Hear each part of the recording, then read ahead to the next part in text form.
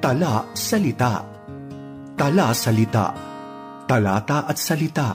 Pag-asang hatid ng mabuting balita. Tala, salita. Isang mapagpalang araw sa iyo, kaagapay. Ako ang iyong kasama, Ronel Rubrica ng Kamuning Bible Christian Fellowship para sa programang Tala, Salita. Talata at salita mula sa inspirasyong hatid ng kaliwanagan sa Biblia. Have you experienced getting interrupted? Diba hindi kaaya-aya at hindi maganda sa pakiramdam? When you are in the zone and someone interrupts you, pakiramdam mo ay nilabag o binaliwala ang iyong karapatan at ang pinagmulan ng pagkagambala ay walang galang at nakakainis. We have tremendously high expectations of Christmas. It is supposed to be, gaya ng sinasabi ng awitin, the most wonderful time of the year and the happiest season of all. We look to the Christmas season to be a time of perfect peace, harmony, and joy. But the first Christmas was not that way. It was an interruption, isang pagkagambala o pagkaabala. Interruptions can happen at any good time. Consider the timing of Joseph and Mary's interruption. They were engaged to be married. Ikakasal na sila. Like Christmas, an engagement is supposed to be a wondrous, marvelous time. But Joseph's life, although handpicked and personally prepared by God for a special mission, was not without its trials and tragedies. Katunayan, hinarap, tiniis, at nalampasan ni Joseph ang mga pagsubok na maaaring magdiskaril kung mangyayari ito sa ibang tao. Interruptions are uncomfortable. We like things the way we are used to. Hindi natin gusto na maaabala ang ating komportableng nakagawian ng ginagawa. We don't look forward to our comfortable routine being disrupted. Hindi natin nais na mabago ang ating maingat na inihanda at inilatag na mga plano. But what if God interrupts your life, your plans, your dreams, your ambitions, or your aspirations? Have you ever had God interrupt your plans? Not just small ones, but big ones. At any point in the day, God can break through unexpectedly. And when He does, it changes everything. Ito ang makikita natin sa ating passage ngayon sa Matthew chapter 1 verses 18 to 25. Paano kung sa iyong kaabalahan ay inabala ka ng Diyos? How does your heart respond when God interrupts your plans with a life-shaking event? God interrupted Joseph's plan, and of course with Mary. And a quick look at what Joseph faced at kung paano siya nag-react ay makakatulong sa atin as we seek to become all the Lord would have us to be. First, we look at his disheartening discoveries. Yan po ay makikita natin sa verse 18. As you know, this man Joseph is betrothed to a young woman named Mary. Mary and Joseph were betrothed to one another. This was the ancient Hebrew engagement period. It was as binding as a marriage. It was a time of excitement. Tiyak na excited sila sa kanilang kinabukasan bilang mag-asawa. The betrothal period was, for all intents and purposes, just like a marriage, except for the fact that the couple did not live together and did not engage in physical relations. Both parties were expected to keep themselves pure for the day they physically came together as husband and wife. At karaniwan, para sa betrothal period na tumagal ng several months o di kay mas mahaba pa, it was a time of excitement, but it was also a time of expectation. The Bible tells us that this took place before they came together. Surely, they were both counting down the days until they could be together and live together as husband and wife. But it was also a time of embarrassment. It was during this period of time that Joseph discovered that his bride, Mary, was pregnant. Siya ay nagdadalang tao. Ito ay magiging sanhi ng malaking kahihiyan, kapwa para kina Maria at Jose, pati na rin sa kani-kanilang pamilya. No doubt, she shared with him her side of the story, as the phrase, she was found to be with child through the Holy Spirit. But who had ever heard of such a thing? Joseph knows where babies come from, and to him, this is a devastating discovery. Para bang lahat ng mga pangarap ni Jose para sa hinaharap ay nawasak by this disturbing, distressing, demoralizing, and damaging news. May natanggap ka bang any distressing or upsetting news kamakailan lang? Any discouraging, depressing, heartbreaking reports? Ikalawa, let's look at his devastated dreams found in verses 18 and 19.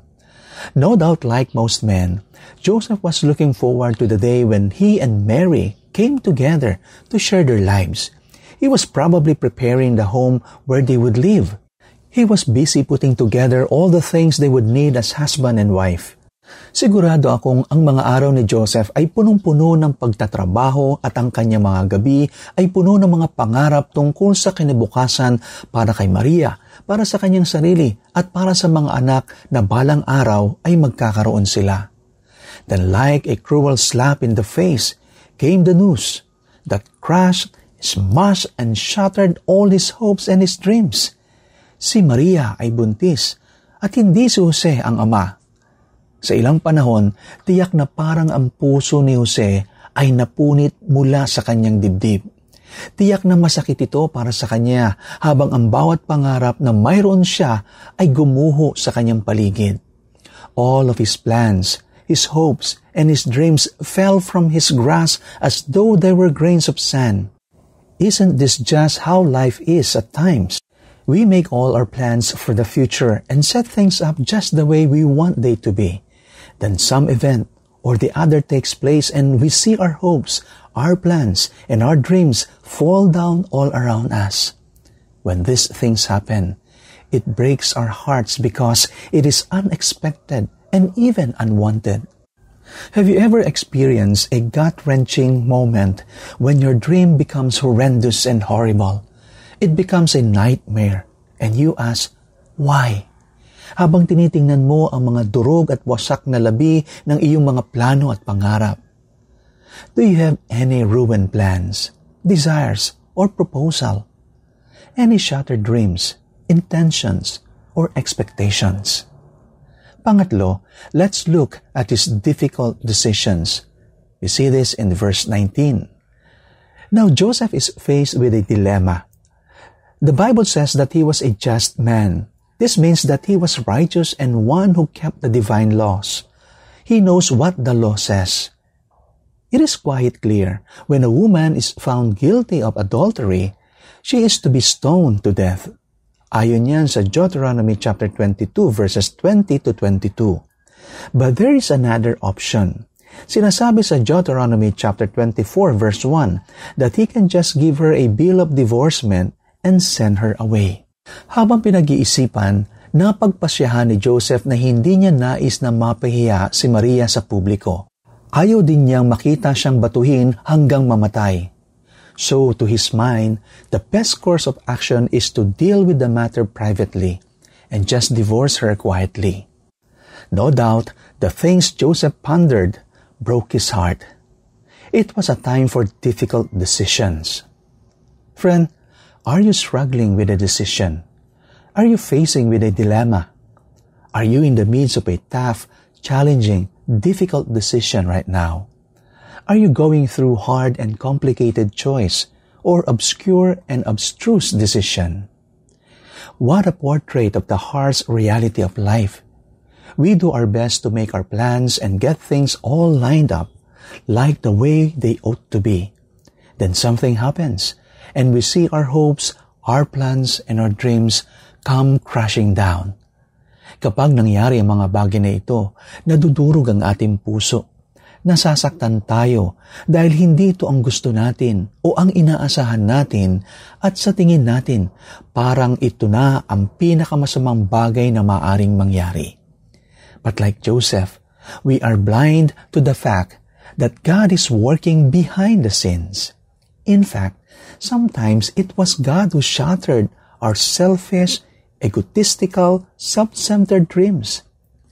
Paul David Tripp writes, God will interrupt your journey, devastate your dreams. He'll plunder your plans, all because He knows that what He wants for you is better. What if God interrupts you? When you have your future set in mind, and He closes the door to the path you have set your heart on. When you are content and comfortable with the way things are, and He shakes things up and asks you to step onto unfamiliar grounds. Kapag mahigpit mong hinahawakan ng isang bagay na mahalaga at hinihiling niya sa iyo na isuko ito sa Kanya. You know, interruptions from the Lord may mean He has something better if we are willing to be bold in our obedience. The things that take place in life are not accidents, but are carefully planned and arranged events designed to help us grow in the Lord. That is hard for us to understand, but it is still the truth. As Dietrich Bonhoeffer said, we must be ready to allow ourselves to be interrupted by God. You see, our God works out His plan in our lives in ways that we cannot even begin to comprehend, or when things in life are hard to understand. His plans for us are not what we would have chosen for ourselves, but His plans are always the best, even when they hurt us deeply. Maaari hindi natin ito magustuhan kapag binasag ng Panginoon ang ating mga pangarap. Nag-struggle tayo, we wrestle, at minsan ay nagre-resist tayo. But when everything has been said and done, we will see that His plan was and is the best plan of all. We might as well face it today. If we are going to be used greatly to the Lord, there will be some trials along the way. It is hard for us to understand, but those God would use greatly, He often hurts deeply. The real test of maturity is not what a person faces in life, nor is it revealed in what they are called on to do. The real evidence of the depth of a person's character is seen in what they do with what they are handed. It is one thing to be placed in a trial, but it is another thing altogether to respond to that trial in a proper manner. It is one thing to be called to carry out a task for the Lord, but it is another thing altogether to do it without question, grumbling, or murmuring. Sa ating pagpapatuloy sa buhay, matutuklasan natin na may plano ang Panginoon na gamitin tayo para sa Kanyang kaluwalhatian. Matututunan din natin na ang planong ito ay maaaring napakahirap para sa atin na isakatuparan. Maaaring magkaroon tayo ng mga mahirap na bahagi sa daraanan. Maaaring magkaroon ng mga mahalagang hadlang sa ating daraanan. There may be some significant bumps in our paths, but genuine faith in God never seeks the easier road. Faith is willing to go where God leads it, regardless of the cost and regardless of the consequences. Have you ever had a dream turn into a nightmare before your very eyes? We all have at one time or another. Most of us will face this again before life is through with us. If your dreams are lying in shattered pieces around you right now and have turned into nightmares, please bring them to Jesus. I invite you to bring your life to Jesus, mess and all. Let Him have it, and let Him do with it that which He wants to do. Mayroong mas mabuting plano ang Diyos para sa iyo, at ang paraan upang mata mo ito ay tumugon sa Kanya ng may pananampalataya. Lay them at the feet of the Lord and say, Lord, I don't understand why this has happened to me. I never wanted this, but it has happened nonetheless. I am here before you now to ask for your help. Even though I cannot see it, I know that you have something better for me than I had planned for myself. Please give me grace to believe it and faith to see it. When your dreams are shattered, crushed, and ruined, your plans are derailed, and your hopes are all destroyed, tandaan, kahit na mukhang malabo ito sa ating pananaw, isinasagawa ng Diyos ang Kanyang perpektong kalooban sa iyong buhay at sa buhay ko. Interruptions can at times positively redirect our lives. This was true of Joseph and Mary. Their plans were interrupted. Can you imagine a more wonderful privilege or a more challenging responsibility than to be the human parents of the Son of God?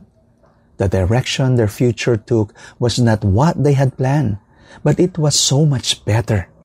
Have you ever considered that God could do that kind of thing in your life?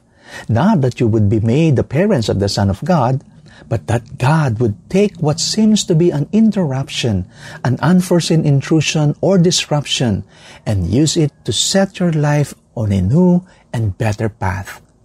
Therefore, let us walk confidently with our hand held safely in His grasp, even when we cannot see the way or understand the why. He will bring us to the place where it all makes sense someday. Mula sa kinatatayuan ko ngayon, hindi ko makita ang mga bagay na inilagay ng Diyos sa aking hinaharap. Naharap ako sa kasalukuyan sa ilang palaisipang pangyayari sa aking buhay. But I know that down the road, in a place I have not arrived at yet, my questions are answered and my needs are met. That is how God operates. Our duty to Him is to walk with Him humbly by faith until He brings us to the place where He has already placed our provisions. You see, while we are toiling here today, He has already gone into tomorrow and arranged our path, supplied our need, and lifted our burden. Therefore, just walk one step at a time, and you will arrive at the place where the questions are answered and the needs are met in His time. True faith willingly puts aside its own desires to do the will of God. Ang tugon ni Jose ay nagpapaalala rin sa atin na ang pagsunod ay konektado sa tunay na pananampalataya. True faith changed everything because true faith led to obedience to God in Joseph's life. Today, this is still God's desire when He interrupts the lives of people with the reality of Jesus. In your life, do you need to take a step of faith in any specific areas of obedience? Kadalasan, ang pagtawag ng Diyos sa ating buhay ay mahirap tanggapin at mahirap gawin. But true faith does not shrink from the call of God. True faith hears the voice of the Lord and simply does as it is told. The faith of those whose lives were interrupted by the birth of Jesus Christ have ripple effects even to this day. As we take a closer look into their stories, may we be inspired to respond in faith to interruptions in our lives as well, so we can be a blessing to others, to the church, and to the future generations. Maraming salamat po sa inyong pagsama sa akin sa araw na ito.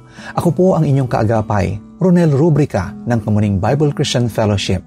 Samahan niyo po akong muli sa susunod na episode ng programang Tala Salita dito lamang sa 702 DZAS. Maligaya at mapagpalang Pasko po sa ating lahat. Tala Salita, talata at salita, pag-asang hatid ng mabuting balita. Tala Salita.